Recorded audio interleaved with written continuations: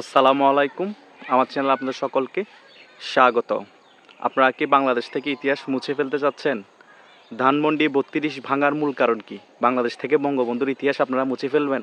কখনোই পারবেন না। একটা বিল্ডিংয়ের উপর বাংলাদেশের ইতিহাস নির্ভর করে না। ইতিহাস বেঁচে থাকে যুগ যুগ ধরে। এটা কেউ এভাবে বিল্ডিং ভেঙে আপনার দালান কোঠা গুঁড়িয়ে দিয়ে ইতিহাস কখনো ভেঙে ফেলতে পারবেন না, বিকৃতিও করতে পারবেন না। কিউবার বিপ্লবী প্রেসিডেন্ট ফিদেল ক্যাস্ট্রো তার একটি জনসভায় বলেছিলেন, আমাকে মেরে ফেলে জনগণের কাছ থেকে মুছে ফেলার চেষ্টা করা হতে পারে, কিন্তু ইতিহাস থেকে মুছে ফেলতে পারবেন না। এই কিউবার বিপ্লবী প্রেসিডেন্টকে আমেরিকা কয়েকশোবার মারার চেষ্টা করেছে, ওনাকে মারতেও পারে নাই এবং ইতিহাস থেকেও মুছে ফেলতে পারে নাই। ফিদেল ক্যাস্ট্রোর কথা আমিও এখন বলতেছি এবং ইতিহাসে স্বর্ণ অক্ষরে ফিদেল ক্যাস্ট্রোর কথা লেখা থাকবে বিপ্লবী নেতা হিসেবে। এই বঙ্গবন্ধুর বাড়ি ঘর সব কিছু ভেঙে দিচ্ছেন, সকল মন্ত্রীদের ঘর বাড়ি ভেঙে দিচ্ছেন শেখ হাসিনার একটা ভাষণকে কেন্দ্র করে। উনি ভাষণ দিয়েছে কেন? ছাত্রদের উদ্দেশ্যে। তাহলে শেখ হাসিনা বাংলাদেশের মধ্যে অনেক ব্রিজ নির্মাণ করেছে, ফ্লাইওভার নির্মাণ করেছে, স্কুল প্রতিষ্ঠান নির্মাণ করেছে। ওনার ভাষণের প্রেক্ষাপটকে কেন্দ্র করে আপনারা তাহলে ওইসব সকল কিছু গুড়িয়ে দেন। শুধু ওইটা করে নাই শেখ হাসিনা, শেখ হাসিনা আরও অনেক কিছু করেছে বাংলাদেশের মধ্যে, অনেক ভাতা প্রদান করেছিল বাংলাদেশের মধ্যে। ওইসব ভাতা সব কিছু বন্ধ করে দেন, ওইসব ভাতা বন্ধ করে দেন, প্রতিবন্ধী ভাতা বন্ধ করে দেন, মুক্তিযোদ্ধা ভাতা বন্ধ করে দেন। অলরেডি শুনেছি আপনারা এসব ভাতা বন্ধ করে দিয়েছেন। কেন? শেখ হাসিনা করেছে। তারপর আপনারা উপবর্তীও বন্ধ করে দেন, সকল কিছু বন্ধ করে দেন যা কিছু শেখ হাসিনা করেছে।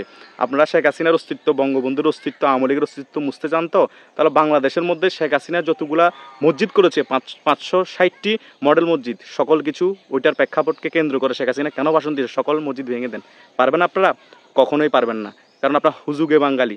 কারণ মসজিদ আমাদের মেইন তীর্থস্থান নামাজের জন্য, সেই মসজিদকে আপনারা কখনো ভাঙতে পারবেন না। সেটা কখনো বলেন না যে শেখ হাসিনার আমলে 560টি মসজিদ হয়েছে, সেটা পারবেন? সেটা কখনোই বলবেন না। সেটা না বলার মেইন কারণ হচ্ছে কারণ আপনারা দাঙ্গা লাগাতে পারবেন না। আপনারা হিন্দু মুসলিম ট্রাম্প কার্ড খেলতেছেন। বাংলাদেশ থেকে শেখ মুজিবের অস্তিত্ব, শেখ হাসিনার অস্তিত্ব কখনো আপনারা মুছতে পারবেন না। শেখ হাসিনার কিছু খারাপ কাজ থাকতে পারে, বঙ্গবন্ধুর কিছু খারাপ কাজ থাকতে পারে, এটা নিয়ে তার বিচার করতে পারেন, সমালোচনা করতে পারেন, কিন্তু বাংলাদেশের মধ্যে সবচেয়ে বড় নেতা যদি কাউকে বলা হয়, বঙ্গবন্ধু শেখ মুজিবুর রহমান বাংলাদেশ প্রতিষ্ঠা হওয়ার পরে সবচেয়ে বড় নেতা ছিলেন। কেউ ভুলের ঊর্ধ্বে নয়, কেউ ভুল ছাড়া নয়, সকলেই ভুল করে রাজনীতিতে।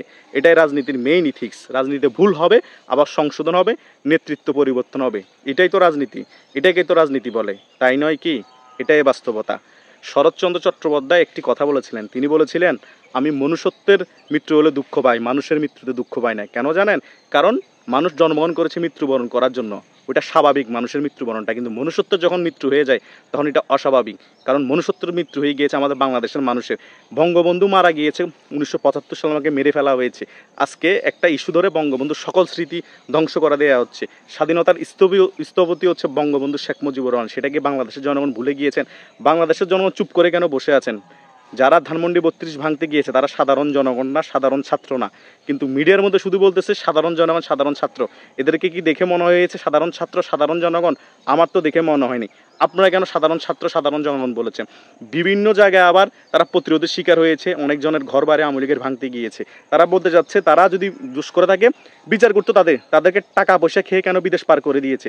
পার করেছে কারা? ওরাই পার করেছে, আবার ওরাই অভিনয় করে এখন ওদের ঘর বাড়ি ভাঙতেছে। কেন? আগুন যদি লাগিয়ে দেয় একটা ঘরের মধ্যে, পাশের যারা সাধারণ মানুষ তাদেরও তো ঘরে আগুন লাগবে, তারা কি বাঁচতে পারবে? তারাও তো বাঁচতে পারবে না। তাদেরও ক্ষতি, জনগণেরও ক্ষতি করতেছে। আওয়ামী লীগের যারা ঘরের মধ্যে কেউ নাই বিদেশ পালিয়ে গিয়েছে তাদেরও ক্ষতি করতেছে। তাদের বিচার করতে পারেন না, টাকা খেয়ে বিদেশ পাঠিয়ে দিয়েছেন, এখন তাদের ফ্যামিলি, ঘর বাড়ি সকল কিছু হ্যারাসমেন্ট করতেছেন কেন?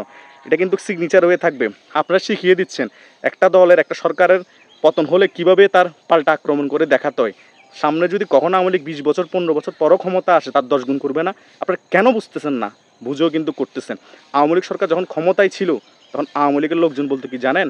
আর কখনো বিএনপি ক্ষমতায় আসবে না, জামাত তো আসবেই না জীবনে, কিয়ামতের আগ পর্যন্ত। পেরেছে? পারে নাই। কারণ সকল কিছু ফাইসালা হয় উপরওয়ালা, উপর থেকে। তো এটাও কিন্তু ফাইসালা হবে। আপনারা যে পরিমাণ দমন নিপীড়ন করতেছেন, মানুষকে অতিষ্ঠ করে রাখছেন, এটারও কিন্তু ফাইসালা হবে। আপনারা কিন্তু বেশি দিন টিকবেন না, কারণ কেউ দমন নিপীড়নকারীকে পছন্দ করে না, আল্লাহ পছন্দ করেন না। শেখ হাসিনা যদি দমন নিপীড়ন করেও থাকে, সেটার বিচার তিনি হয়ে গিয়েছে, দেশের মধ্যেই মানুষ দেখিয়ে দিয়েছে।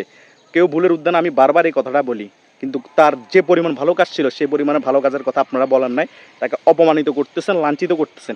শেষ পর্যন্ত যে বাংলাদেশকে এনে দিয়েছে, যে ঘরে বসে বাংলাদেশের স্বাধীনতা অর্জনের জন্য কাজ করে গেছে, সেই ঘরটা আপনারা ধ্বংস করে দিলেন। বঙ্গবন্ধু শেখ মুজিবুর রহমানের ধানমন্ডির বাসভবন, এটা খুবই দুঃখজনক ব্যাপার ছিল, সারা বাংলাদেশের মানুষ দুঃখ পেয়েছে। 10% থেকে 8% মানুষ ছাড়া বঙ্গবন্ধুকে বিএনপির লোকও ভালোবাসে, 80 থেকে 90% মানুষ। আওয়ামী লীগের তো 40-50% মানুষ আছেই। অন্যান্য দলের মধ্যে বঙ্গবন্ধুকে ভালোবাসার মানুষের অভাব নাই। আর আপনারা গুটি কয়েক মানুষ ছাত্র জনতার নাম দিয়ে আপনার আমজনতা হয়ে, ছাত্র হয়ে বঙ্গবন্ধুর ঘর ভেঙে ফেলেছেন। জাতি আপনাদেরকে ক্ষমা করবে না। এটার বিচার একদিন হবে, এটার বিচার একদিন হবে। ধন্যবাদ সকলকে।